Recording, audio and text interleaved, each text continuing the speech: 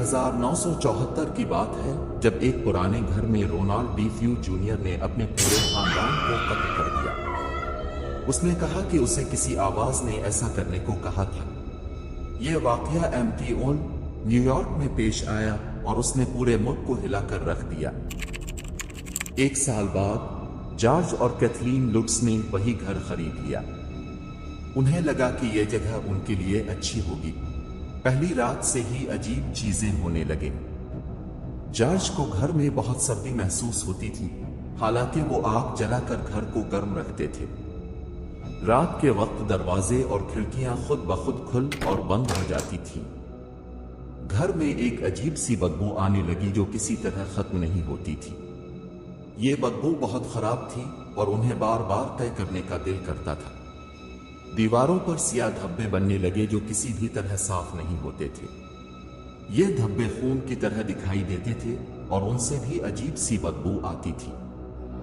Kathleen को रात के वक्त ख्वाब में एक खौफनाक औरत नजर आती थी जो उनके बेड के पास खड़ी होती थी। इस औरत के लंबे काले बाल थे और उसकी आंखें बहुत डरावनी थीं। उनके बच्चे भी घर में अजीब चीजें देखने लगे। वो रात को डर कर जागते और कहते कि उन्होंने किसी को कमरे में चलते हुए देखा है। एक दिन जॉर्ज ने कैथलीन को बताया कि एक रात उसने किसी के कहने पर घर छोड़ने का सोचा था, मगर वो अपनी जगह से हल नहीं सका। से लगा जैसे किसी ने उसे बांध दिया हो। एक रात जॉर्ज को कमरे में एक बड़ी लाल आंखों वाली बली नजर आई जो उन्हें घोर रही थी। यह देखकर जॉर्ज बहुत डर गया और फौरन अपनी बीवी को उठाया। दोनों ने बच्चों को उठाया और फौरन घर से बाहर निकल गए। लुट्स खानदान ने इस घर में सिर्फ 28 दिन गुजारे थे, मगर उनके साथ जो कुछ भी हुआ उसने उनकी जिंदगी हमेशा के लिए बदल दी। उन्होंने ये घर छोड़ दिया और दोबारा कभी वहां वापस नहीं गए।